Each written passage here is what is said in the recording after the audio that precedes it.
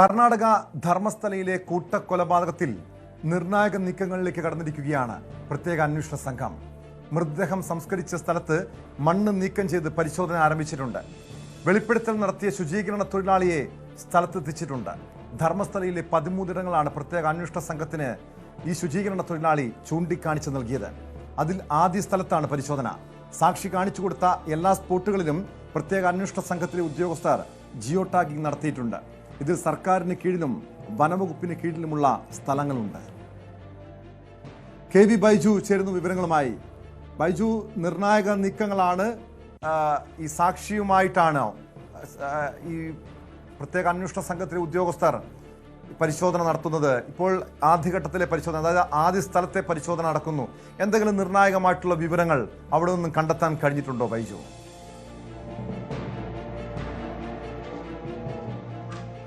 ടോമെ, 2 മണിക്കൂർ പിന്നിട്ടിരിക്കുന്നു. ഇപ്പോൾ ഈ തെളിവെടുപ്പ് സാക്ഷ്യമായി തന്നെയാണ് ഇവിടെ തെളിവെടുപ്പ് പുരോഗമിക്കുന്നത്. 12 മണിയോട് കൂടിയാണ് സംഘം ഇവിടെ എത്തിയത്. വലിയ സുരക്ഷാ സംവിധാനത്തോടു കൂടി തന്നെയാണ് തെരച്ചിൽ. നമുക്ക് ദൃശ്യങ്ങളിലേക്ക് പോയാൽ ടോമെ, ഇപ്പോൾ കഴിഞ്ഞ കുറച്ച് മണിക്കൂറുകൾ നമുക്ക് ഈ ദൃശ്യങ്ങളിൽ നിന്നും ഒന്നും കാണാൻ സാധിക്കുന്നില്ല. പക്ഷേ ഇപ്പോൾ ഉദ്യോഗസ്ഥരെല്ലാം തന്നെ പുറത്തേക്ക് വരുന്ന ഒരു കാഴ്ചയാണ് നമുക്ക് കാണാൻ സാധിക്കുന്നത്. പക്ഷേ നമുക്ക് കൂടുതൽ വിവരങ്ങളൊന്നും ലഭ്യമായിട്ടില്ല.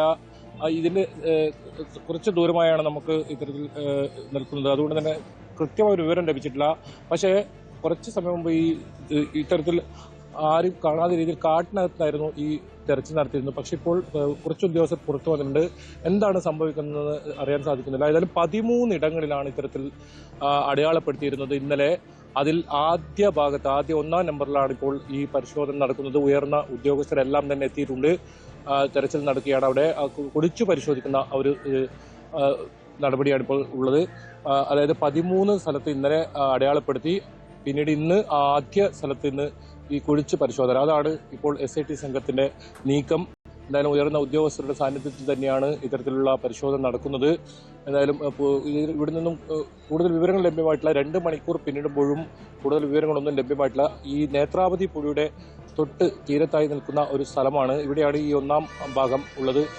അതിന് കാട് നിറഞ്ഞ ഒരു പ്രദേശമാണ്. അതുകൊണ്ട് തന്നെ ദൃശ്യം അതിനകത്തേക്ക് നമുക്ക് ഇപ്പോൾ ലഭിക്കുന്നില്ല. പുറത്തുനിന്ന് കാണുന്ന ദൃശ്യം, തത്സമയ ദൃശ്യമാണ് ഈ കാണുന്നത്.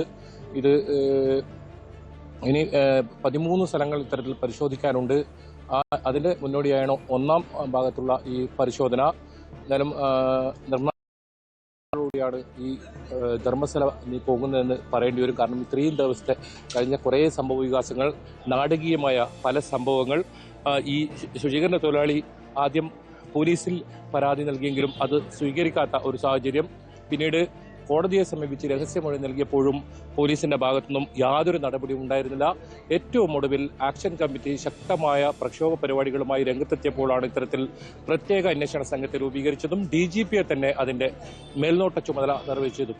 20 അംഗ സംഘമാണ് ഇത്തരത്തിൽ അന്വേഷണം നടത്തുന്നത്. ഇതിൽ 15 മണിക്കൂറാണ് ശുചീകരണ തൊഴിലാളിയുടെ മൊഴി രേഖപ്പെടുത്തിയത് കഴിഞ്ഞ ദിവസം. അതിൽ നിർണായകമായ വിവരങ്ങൾ നൽകിയിട്ടുണ്ടെന്നാണ് മനസ്സിലാക്കാൻ സാധിക്കുന്നത്. അതിൽ എവിടെയൊക്കെ മൃതദേഹങ്ങൾ കുഴിച്ചിട്ടുണ്ട്, അതിനപ്പുറം ആരാണ് തന്നെ ഈ ഒരു ദൗത്യം ഏൽപ്പിച്ചത്, ഭീഷണിപ്പെടുത്തിയാണ് ഇത്തരം ഒരു കാര്യം ഏൽപ്പിച്ചതെന്നാണ് അദ്ദേഹം മൊഴി നൽകിയിരുന്നത് നേരത്തെ തന്നെ. പക്ഷെ ഇതാരാണ്, ഏത് സൂപ്പർവൈസറാണ് എന്നൊക്കെ മൊഴി നൽകിയിട്ടുണ്ട്. എന്തായാലും ഇപ്പോൾ നടക്കുന്ന ഈ ദൃശ്യങ്ങളിൽ കാണുന്ന ഇപ്പോൾ നടക്കുന്ന ഈ ഒരു പരിശോധന കഴിഞ്ഞ ധർമ്മസ്ഥലയിലെ ഈ ഉയർന്നു വന്ന ആരോപണങ്ങളുടെ എല്ലാം ഏറ്റവും പ്രധാനമായ ഒരു നിമിഷമെന്ന് പറയേണ്ടി വരും. ഇവിടെ ഈ ഇത്തരത്തിൽ മൃതദേഹാവശിഷ്ടങ്ങൾ ലഭിക്കുകയാണെങ്കിൽ ഏറ്റവും നിർണായകമായിട്ടുള്ള മണിക്കൂറുകളാണ് ആദ്യഘട്ടത്തിൽ തന്നെ. അതായത് കഴിഞ്ഞ 3 പതിറ്റാണ്ടിനിടെ നടന്ന 1994 മുതലുള്ള കാലയളവിൽ നടന്ന ദുരൂഹ മരണങ്ങൾ, 100-ലധികം പെൺകുട്ടികളെയും യുവതികളെയും അടക്കം ബലാത്സംഗം ചെയ്ത് കൊലപ്പെടുത്തി അവരുടെ മൃതശരീരം കുഴിച്ചു മൂടിയെന്ന വെളിപ്പെടുത്തൽ പതിറ്റാണ്ടുകൾക്ക് ശേഷമാണ് ഈ ശുചീകരണ തൊഴിലാളി നടത്തുന്നത്. പക്ഷെ ആദ്യഘട്ടത്തിൽ ഈ രീതിയിൽ പോലീസിനോട് വെളിപ്പെടുത്തൽ നടത്തിയിട്ടും പോലീസ് സംരക്ഷണം നൽകിയില്ല. പോലീസ് കൃത്യമായി ഇടപെടൽ നടത്തിയില്ല, അന്വേഷിക്കാൻ പോലും തയ്യാറായില്ല. ഏറ്റവും കൂടുതൽ കോടതിയുടെ ഇടപെടലിനെ തുടർന്നാണ് പ്രത്യേക അന്വേഷണ സംഘം ഈ കേസിന്റെ അന്വേഷണത്തിന് വേണ്ടി വരുന്നത്. അത് ഏറ്റവും നിർണായകമായിട്ടുള്ള നീക്കങ്ങളിലേക്ക് അന്വേഷണ സംഘം കടന്നിരിക്കുന്നു. മൃതദേഹം കുഴിച്ചിട്ടെന്ന് പറയുന്ന സ്ഥലത്ത് പരിശോധന ആരംഭിച്ചിട്ടുണ്ട്. ഇപ്പോൾ പ്രേക്ഷകർ കാണുന്ന ദൃശ്യങ്ങൾ ഈ സാക്ഷി, മുൻ ശുചീകരണ തൊഴിലാളി പ്രത്യേക അന്വേഷണ സംഘത്തോട് കാര്യങ്ങൾ വെളിപ്പെടുത്തുന്നതാണ്. കാര്യങ്ങൾ ചൂണ്ടിക്കാണിച്ച് ഏതൊക്കെ സ്ഥലങ്ങളിലാണ് ഈ മൃതദേഹങ്ങൾ വർഷങ്ങൾക്ക് മുൻപ് കുഴിച്ചു മൂടിയത്, ഈ സ്ഥലങ്ങളൊക്കെ കൃത്യമായും ചൂണ്ടിക്കാണിച്ചു കൊടുക്കുന്നുണ്ട്. ബൈജു, നിലവിൽ സർക്കാരിന് കീഴിലും വനംവകുപ്പിന് കീഴിലുമുള്ള സ്ഥലങ്ങളിലാണ് ഇപ്പോൾ ആദ്യഘട്ടത്തിലെ പരിശോധന. അതോടൊപ്പം ധർമ്മസ്ഥല ട്രസ്റ്റിന് കീഴിലോ അതോടൊപ്പം മറ്റ് സ്വകാര്യ വ്യക്തികളുടെ സ്ഥലങ്ങളിലൊക്കെ ഈ രീതിയിൽ മൃതദേഹം കുഴിച്ചിട്ടുണ്ടാകാം എന്ന രീതിയിലുള്ള സംശയമുണ്ട്. അതുതന്നെയാണ് നേരത്തെ ഈ ശുചീകരണ തൊഴിലാളി വെളിപ്പെടുത്തിയതും. ആ സ്ഥലങ്ങളിലേക്കുള്ള പരിശോധന നടത്താൻ ഈ അന്വേഷണ സംഘത്തിന് കഴിയുമോ, അതോ കോടതിയുടെ പ്രത്യേക അനുമതി അതിനാവശ്യമാണോ?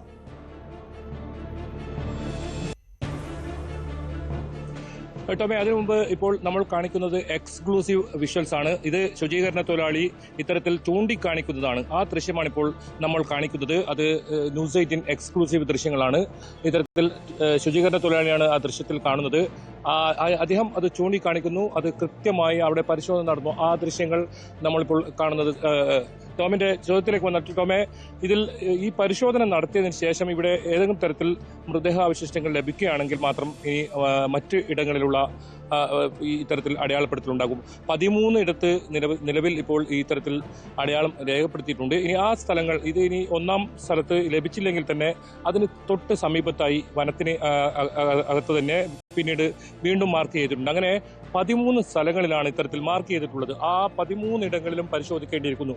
അതിനുശേഷം മാത്രമേ ഇതിൽ കോടതിയിൽ ടോം ചോദിച്ചതുപോലെ മറ്റ് റിപ്പോർട്ട് ഉൾപ്പെടെ സമർപ്പിക്കും. ഇതിൽ DGP നേരിട്ട് മേൽനോട്ടം വഹിക്കുന്ന ഒരു സംഘമാണ് ഇത്.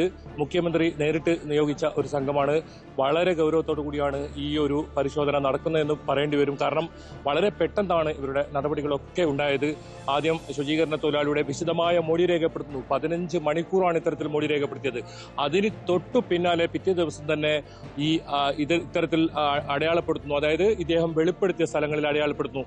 ഇന്ന് വളരെ യാദൃശ്ചികമായി ഇന്ന് ഈ ഒരു പരിശോധനയുമായി മുന്നോട്ട് പോകുന്ന ഒരു കാഴ്ച കൂടി കാണുന്നു. നമുക്ക് രാവിലെ ഒരു വ്യക്തത ഉണ്ടായിരുന്നില്ല. ഒരു പക്ഷേ വീണ്ടും ഇത്തരം സ്ഥലങ്ങൾ കണ്ടെത്തുമോ എന്നായിരുന്നു ഒരു സംശയം ഉണ്ടായിരുന്നത്. പക്ഷെ അത് കൃത്യമായി ആ വസ്തുക്കളും അതുപോലെ അതിനുള്ള ആളുകളെയും കൊണ്ടുവന്ന് ആ സ്ഥലം കുഴിച്ച് പരിശോധിക്കുന്നു. ഏതായാലും വളരെ നിർണായകമായ ദൃശ്യങ്ങളാണ് ഇപ്പോൾ ന്യൂസ് 18 കാണിക്കുന്നത്. ആ ശുചീകരണ തൊഴിലാളി നമുക്ക് ആ ദൃശ്യങ്ങളിൽ കാണാം. അദ്ദേഹം വിരൽ ചൂണ്ടി അത് ആ സ്ഥലം കാണിക്കുന്നു. കൃത്യമായ ആ സ്ഥലം നോക്കി ഇപ്പോൾ സംഘം കുഴിക്കുന്ന ആ ഒരു ദൃശ്യമാണ് ഇപ്പോൾ ഈ സ്ക്രീനിൽ കാണുന്നത്. ഇത് നേത്രാവതി പുഴയുടെ തൊട്ട് സമീപത്തായിട്ടുള്ളതാണ്. ഇദ്ദേഹം വർഷങ്ങളോളം നേത്രാവതി പുഴയുടെ ഇവിടെയായിരുന്നു ശുചീകരണ ജീവനക്കാരായി ജോലി ചെയ്തിരുന്നത്.